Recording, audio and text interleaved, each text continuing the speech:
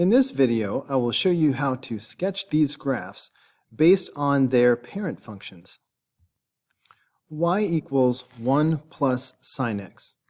Let's start with the parent function y equals sine x. We know that y equals sine x starts at the origin, and then it goes up to its highest point at pi over 2, and then it goes back down to the midline at pi. So normally we would continue this pattern like this until we get to 2 pi. But the graph only goes as far as pi, so we will do the rest of the graph to the left. And going to the left, this is going to fall to here and then rise back to the midline like this. So this is what the parent function looks like. Now 1 plus sine x is the same thing as y equals sine x plus 1. So the plus 1 on the end as a transformation is just taking this graph and moving everything up 1 unit. So we're just going to take this graph and move it up by 1, and there you go. So this is what the graph of y equals 1 plus sine x would look like. Now let's graph y equals negative cosine x. But let's start by graphing the parent function y equals cosine x. So we learned that cosine starts at 1. And then it goes down from there, and it falls to its lowest point here. Now if we kept going to the right, it would do like this. So one period of cosine going to the right would look a lot like this. However, the graph does not continue to the right, so instead we will graph to the left. So as we go to the left, it's going to fall to the midline and then down to its lowest value. So please understand that this is the parent function, y equals cosine x. Right? We have not done this transformation with the negative sign yet. All right, this is the original y equals cosine x function. So when you put a negative sign in front of something, that causes a reflection over the x-axis. So the actual graph of y equals negative cosine x will be upside down. So I'm going to take this point and put it here. These points that are on the x-axis are not going to move, but this point here on the end is going to come here, and this point on the end is going to come here. So this red curve is the actual graph of y equals negative cosine x.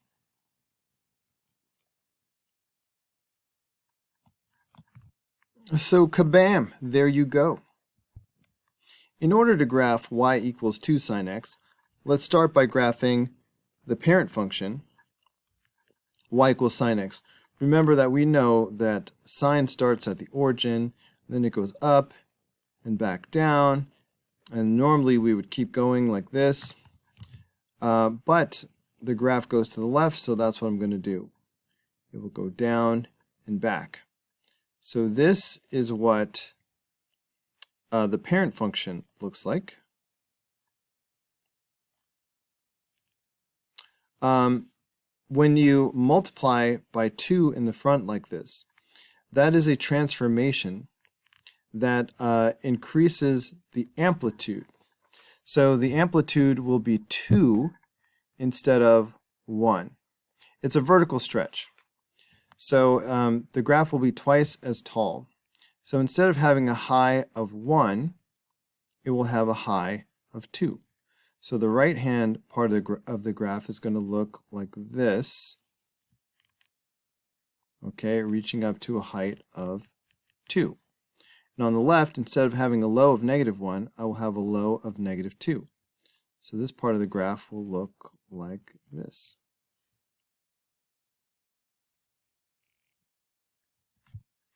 So there you go. This is y equals 2 sine x. Next we have y equals e to the x, which is itself a parent function.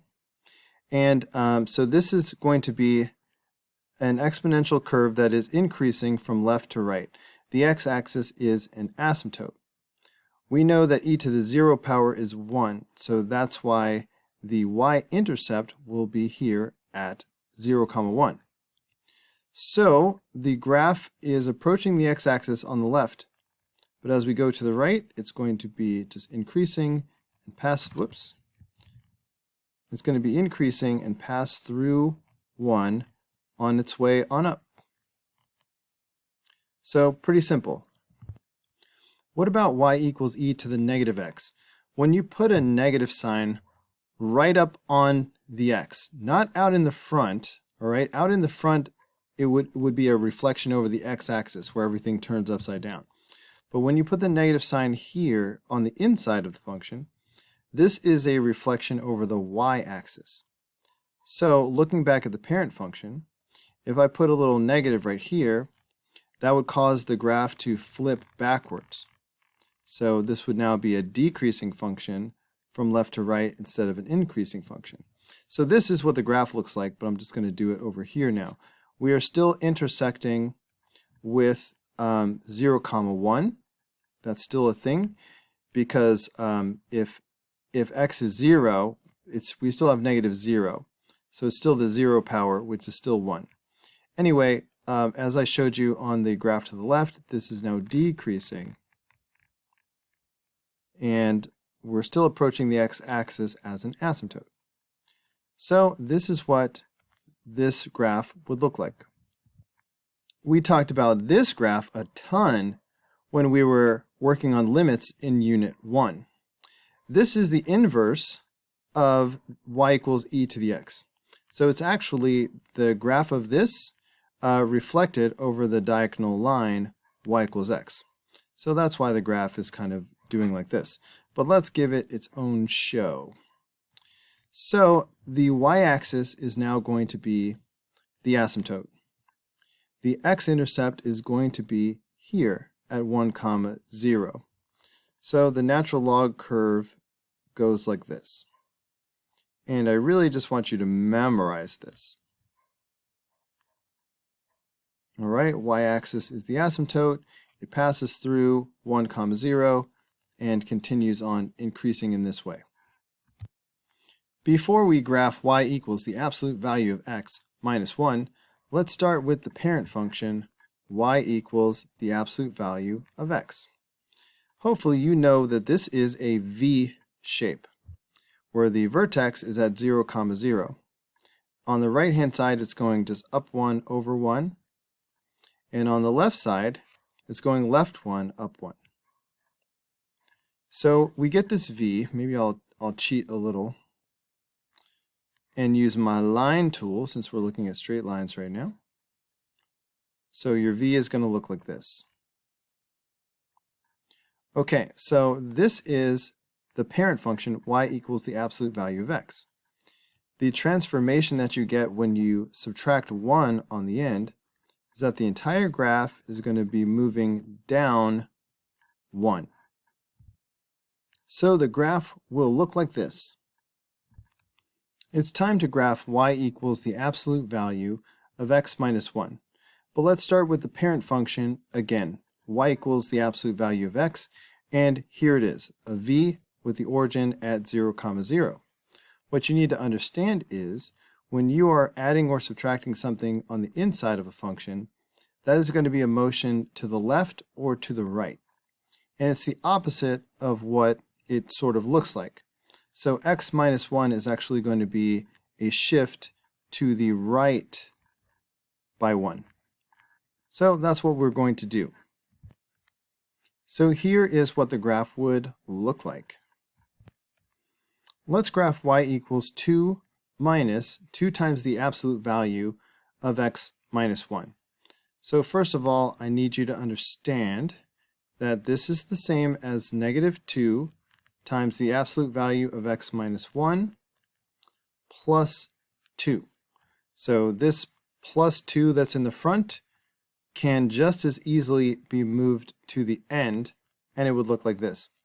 In this form, it's a little bit easier to see, that the plus 2 on the end has a transformation of moving the graph up 2. That's what that is doing. We have a couple of things going on here in the front. The 2 part is a vertical stretch by a factor of 2. So everything is going to be taller. Okay, it's going to be 2 times taller. And then the negative sign is a reflection.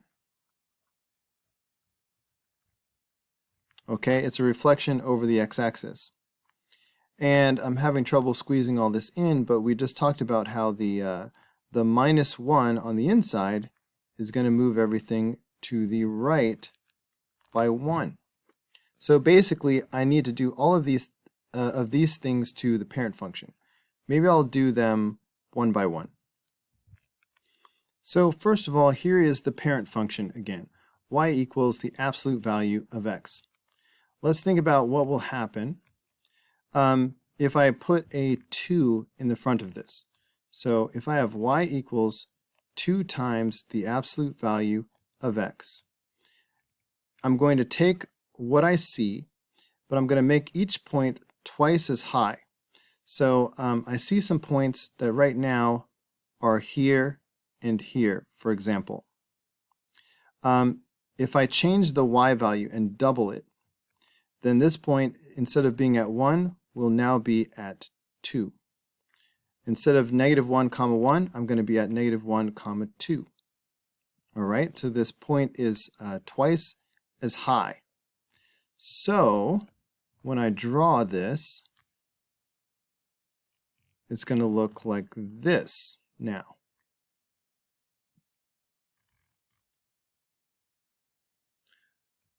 Okay, so let me erase the parent function. So now we have this, y equals 2 times the absolute value of x. What about if I put a negative in front of that? I think I'll change the color every time I do something. So now I want, whoops, too big. Now I want y equals negative 2 times the absolute value of x. This negative is a reflection over the x-axis. So I need to take this and flip it upside down. So now we have this. Okay, let's get the minus 1 on the inside of this. So let's change this and make it y equals negative 2 times the absolute value of x minus 1. This should be the same thing, except it should be shifted to the right by 1. So that would look like this. Finally, let's put the plus 2 on the end of it. So I'm going to now graph y equals negative 2 times the absolute value of x minus 1 plus 2. So adding this plus 2 on the end should shift this graph up by 2. So the final graph should look like this. Of course, you should not have to go through each of those stages separately. You should be able to look at this function and say, oh, it's an absolute value, so that means it's going to be some kind of a v. Because of the negative 2, it's going to be an upside down v. Because of the minus 1 and the plus 2, it should be right 1 and up 2. So you go right 1, up 2, and there is your vertex. Because of the 2 in the front, you know it's a vertical stretch by a factor of 2. So instead of going down 1 over 1, you're going to go down 2 over 1, and then you make your v. So you should be able to do this kind of in your head and go straight to this.